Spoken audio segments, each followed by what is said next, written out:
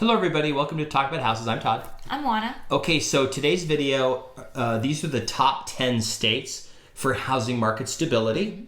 They measure a number of things: the economic rank of the state, how well it's doing, the appreciation that they've had recently, the housing starts per every 1,000 people, the foreclosure rate, and the number of mortgages that are underwater. And you don't have to memorize this because the charts that we're going to bring up will have all that, so hang tight, you'll be fine. They have it in every one. Yeah. Before we get started though, please, if you're new to the channel, please subscribe, like the video, hit the notification bell so you can watch all of our great other real estate videos that we have. If you surf through our channel, we actually have over 800 videos. We've been doing this for over a decade. Before this, we did a radio show called Talk About Houses, which is why this channel is called Talk About Houses. Okay, so we will start with I'll basically go through the stats and you can talk about what's going on in the states, okay? Okay, so the first state, number one state, South Dakota. Yes, so South Dakota has a place in my heart because I lived there when I was a kid. So South Dakota is when you came to the U.S. Yes. That's where you lived. So South Dakota is a really great place. And what's interesting about South Dakota is that throughout the pandemic, people have been moving to South Dakota from other parts of the country because the homes are affordable. It's a nice place to live, particularly if you like the outdoors.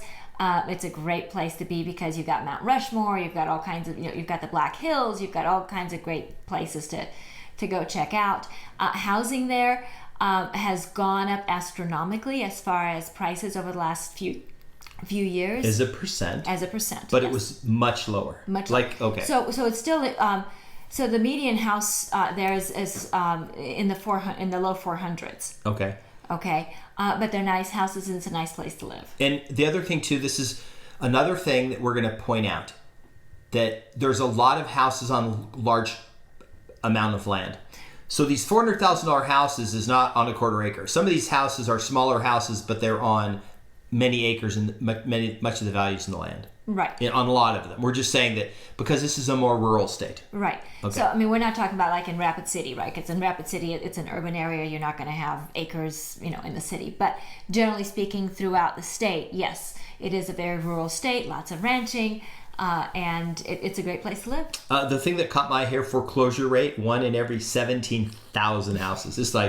It's pretty low. Right. And that's per year. So it's like there's no foreclosures there. The other thing I want to point out before we go on to the next state, the number of underwater mortgages are 4.8%, which is actually really high, given that home values have come up so much. But the fact that you have almost 5% of all houses underwater, but only 1 in 17,000 get foreclosed, just goes to show that people underwater don't all get foreclosed. Actually, almost none of them do, because for most of those people, it's still cheaper. Just keep making your payment. Eventually, you're not underwater anymore. Right. Okay. And part of that is, remember, we said it's a rural state, so part of that has to do with that cycle that happens in rural states as far as with farming and ranching. They do get behind, and so that does become problematic. So that is sort of reflected in those numbers as well. The number 9, South Carolina. Mm-hmm.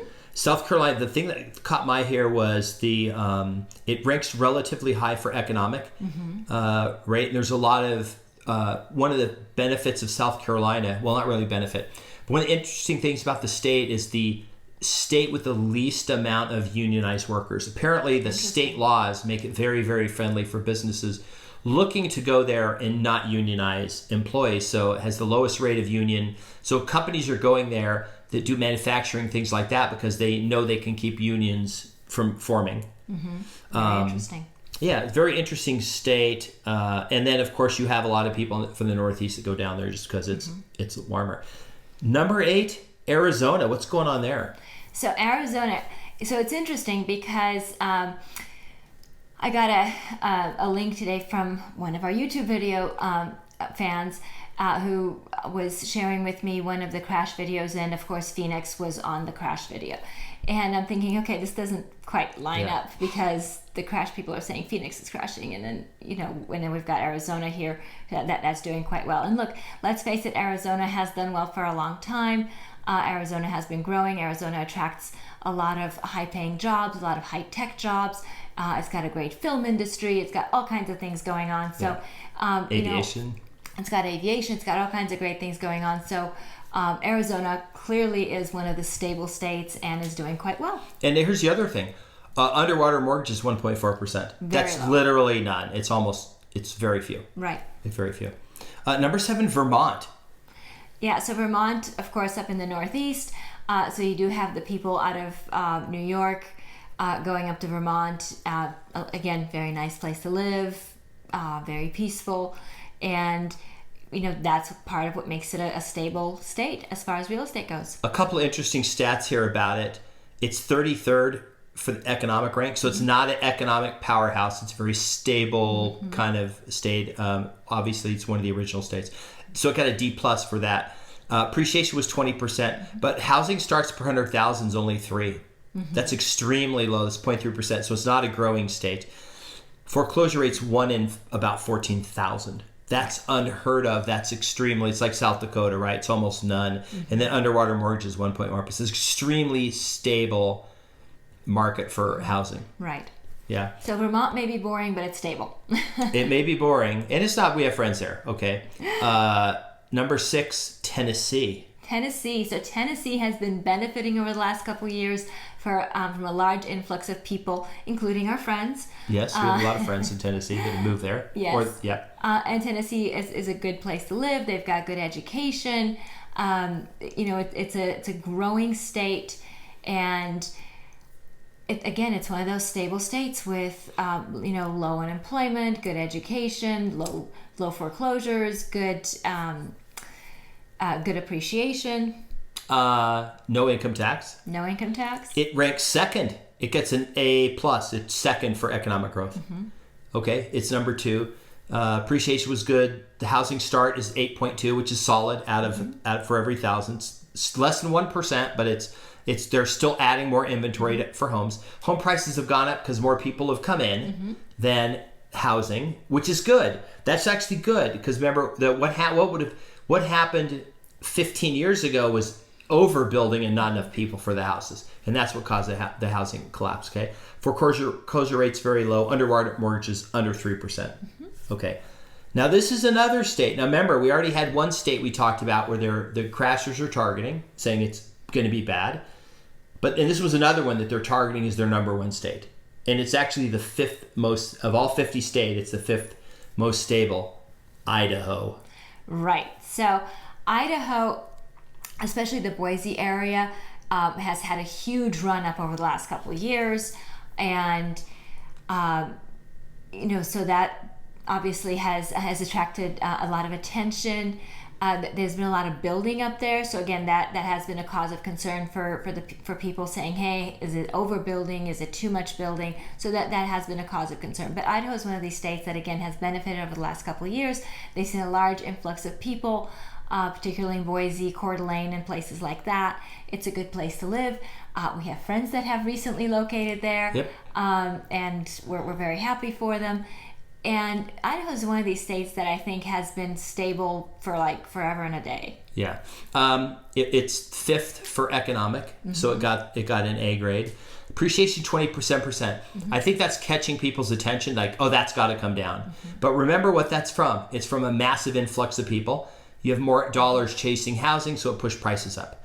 Housing starts are about 1%, which is still not unreasonable because more than 1% of the population increased by more than 1% in a year. Okay, right. Foreclosure rates 1 in 6,000, which is almost none. Underwater mortgage is 1.6%, super low. So just as an aside, there's like this whole group of people that we know that have moved up to Boise from Nevada, and this whole group and this whole contingent out of California that has gone up to Coeur d'Alene.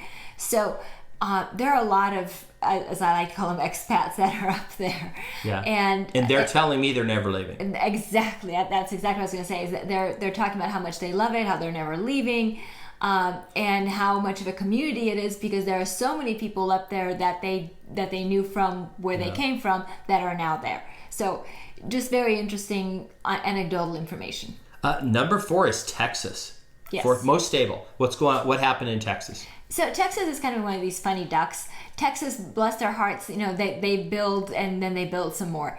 But Texas is again one of these states with no income tax, lots of people moving there, especially over the last couple of years. And Texas has different tolerance levels. And what I mean by that is, for example, commercial property in Texas tends to have a higher vacancy rate than in the rest of the country, but that's just the normal for them. So they have different tolerances that way.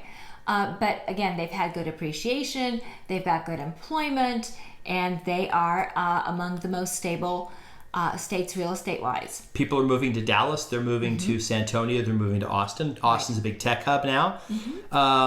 They were 8th for economic rank, which is interesting. They had almost 20% price appreciation. They are building 8.9 new houses for every 1,000, and underwater mortgage is very low, 2.5%. And you can see that translates to one in only every 2,300 houses going through the foreclosure process, which is almost none. I mean, that's not enough to move the needle at all. Okay, number 3, a state we're all very familiar with. Has a lot of people moving to it. Has probably been the top 10 for a long time. Florida. So we've got 2 reasons. What are the 2 reasons people are going to Florida? Okay, so the reason that we all know, okay? They've got great weather, let's face it. Yeah, they've got great weather. And then, of course, they're all the refugees from other states. So Florida for the last couple of years has benefited from a large influx of people from other places around the country. And, we have some YouTube video fans who have recently purchased properties in Florida. One of the fans said today on one of the answers that he purchased a property recently in Edgewater. So congratulations. Yes, congrats. Yes. So we do read your all the notes that you guys put in the comments. So please keep them coming. We like them. But yeah, Florida is a good place to live in. Yes, I've seen the comments in the videos that say, well, yeah, until you go through the first hurricane, then not so much. But look, most places have something that isn't so wonderful. Yeah. If you've been through... Las Vegas is too much fun. Right? It's just too much fun. You can't... And if you've been in Las Vegas in the month of July, it is... not for the faint of heart. It's toasty. And you might faint from the heat. But yes, so every place has something, right? But for the most part, Florida is lovely, good weather, nice people, great food, lots of new employment sectors, the governor is very instrumental in bringing in businesses. The different mayors are fantastic. Mayor of Miami. Mayor of Miami is very good about responding to business inquiries as far as relocating there. So lots of good reasons for people to move to Florida, hence a stable market. The number 2 state is a bit surprising because it has one of the top 10 cities people are bailing out of. Interesting. And it's the state of Washington. Okay, so Washington ranks 3rd for economic rank. It's primarily tech-driven. It has a lot of tech. It is literally the 2nd largest tech hub outside the San Francisco Bay Area. And it had substantial price appreciation. They still have an influx of people. One of the things Washington has going for it, except for the city of Seattle, which does have some problems. Remember, most of the tech in Seattle is not physically within the city. It's out in this. Right. It's out of the city. Okay. Yeah, it's in Bellevue. It's not like the city of San Francisco. It's not like San Francisco where you have predominantly have a ton of tech all right in San Francisco. Right. You don't really have that. You have some companies like Zillow that are like physically in the city, but then most of the the big campuses are not in the city. Right. And you have and then like the Bay Area, you do have in San Francisco, but you have it in the other areas there as well, like along the peninsula in San Jose and stuff like that. Facebook and everybody, Apple. Foreclosure rates very low, 1 in 5,000. Underwater mortgages, 1.2%. So it's a very stable state with a great economy. And a good place to live. It's a good place to live, no income tax. Beautiful. Okay, number 1. The number 1. Now this might surprise you. Okay. But it is our neighbor to the east. It is Utah. Hello, Utah. It is the number 1 state for housing stability. What kind of state? Talk about Utah in general. What kind of state is it? So Utah is stable in every way imaginable because Utah is very homogeneous. People tend to stay there. Their families have been there for generations. Okay. They're staying there. You've got an educated workforce. A lot of colleges a lot of college graduates. Yeah. Compared to Nevada, they have way more colleges than we have. Right. We only really have 2 colleges in the whole state. Right. They have a ton of them. Right. Yep. So they are educated. They have very close-knit families, so they do tend to stay within the state in order to be close to family and that sort of thing. And when you say close-knit families, you're talking about the Mormons. Absolutely. You can say it. It's a Mormon state. It's predominantly... okay, yes, it's a Mormon. It's predominantly a Mormon state, but it's not just Mormon people. It is... even people of other religions that are there kind of fall into that social fabric as far as being close-knit families. Very family-friendly state, and we have a ton of more. We have the most Mormons outside of the state of Utah or in Vegas. That's and right. Our best friends are Mormons. Yes. So we love the Mormons. But okay, here's some interesting stats about Utah. It has, first of all, it's great skiing. Okay, a lot of skiing. It's a tourism state, that's for sure. It does have some industry and population base. It's 6th for economic rank. Can you believe that? As a 6th for economic rank in the country. Appreciation was 27%. It blew the doors off. Right. A lot of that was because of people moving in. The state is obviously adjusting for that 12 housing starts per every 1,000 people, so over 1%. They're trying to grow, and Utah is one of those states where it's kind of like Colorado. You have this front where the range of mountains, and it's all along the range of mountains, along the front range of mountains. The foreclosure rate's very low. Underwater mortgage is very low. Right. What didn't make the list was Nevada. Right, and I'm not surprised, honestly, because Nevada has a lot of excitement. We have a lot of turnover in the state. So one of the things we've always had is a lot of people moving in and out. You get people that move, like we've been here forever, but people move in and then because they're young and they want to work, and there's a ton, it's getting a job here is super easy. And then they realize that they miss their home, or they want to go somewhere else, or they meet somebody and they're moving back to whatever state and they want to go back. It is definitely somewhat of an acquired taste being here in Las Vegas. But we are, the thing we love about it is that there's a ton of stuff to do. Like we went, tell them what we did the other night, who we saw, spent like an hour and a half with. Oh, yes. So, not related to real estate, but this is still really cool. Hang in there. You can only do this in Vegas, by the way. You can't do this in any other state. So first of all, let's kind of establish that particularly old-time famous people tend to have homes here in Las Vegas, and the rest of them tend to have homes up at Lake Tahoe. But here in Las Vegas, we do have a lot of the old-time stars and new stars. But we got to spend some time with an all-time star by the name of Rich Little. Now, if you've been around, if you're kind of our generation or older, then you know exactly who Rich Little is. And if you don't, just go on YouTube and type his name, and he was like the first impressionist that did impersonated everybody. Right. Yeah. So Rich Little is 83 years old. Yep. And he's a Canadian. So shout out to Canadians.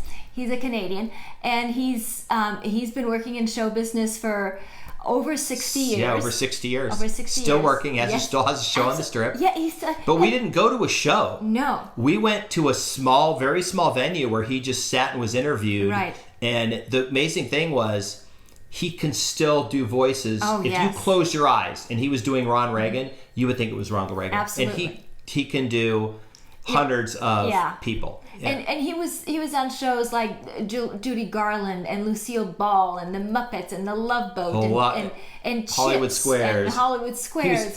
He had his own show, oh super my gosh. famous. But here's the thing is, we get that stuff in Vegas. Yes. We get all the stuff. All the bands come here, so we do have a ton of stuff. It's definitely the most fun city. We have the best restaurants. I think we have the best everything, which is why I think people come here. Right. Because you can do stuff here you can't do anywhere else. But that doesn't necessarily mean housing is super stable. Where we probably didn't do well on this economic rank, we were probably pretty high. Appreciation, we did probably pretty well. Housing starts, I don't know where we would have been as a percent, but we are a growing state. We always have housing starts, except for 2009. It was the only year that we had negative.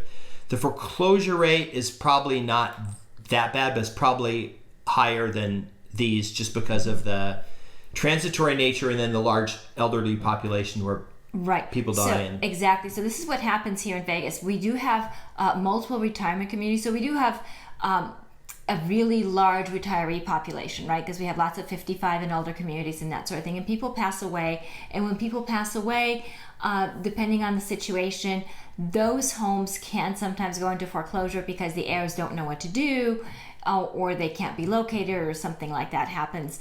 I work a lot with that, so I see that a lot.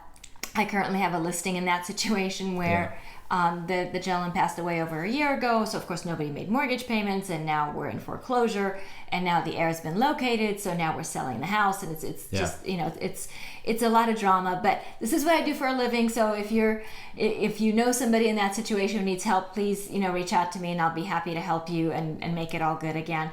But that's part of the reason why there are foreclosures here in Las Vegas in particular, because we do have that going on. And I've looked up repeatedly homes that are in foreclosures, and you would be surprised how many times that's what I see, is I see that it's somebody who's passed away. So in summary, these are the 10 most stable housing markets. I don't know how they ranked them, but they probably used a formula or something. Mm-hmm. We don't know what the other states were that were just outside of this. If your state wasn't, don't get upset. Obviously, there were some states we for sure weren't going to see in this list. But anyway, if you're thinking of selling your Las Vegas house, please reach out to us. That's what we do. We list houses for sellers. If you need to buy or sell a house anywhere in the United States, you can also let us know. We have a startup called Referral Cloud. We have access to over 2,000 great real estate agents all over the country that can help you with your home sale. And if you are a real estate agent watching this anywhere in the country, go ahead and join our referral network on Referral Cloud. Please subscribe to our channel, hit the notification bell, like the video, share the video, comment on the video, and we will see you on the next video. Bye. Bye.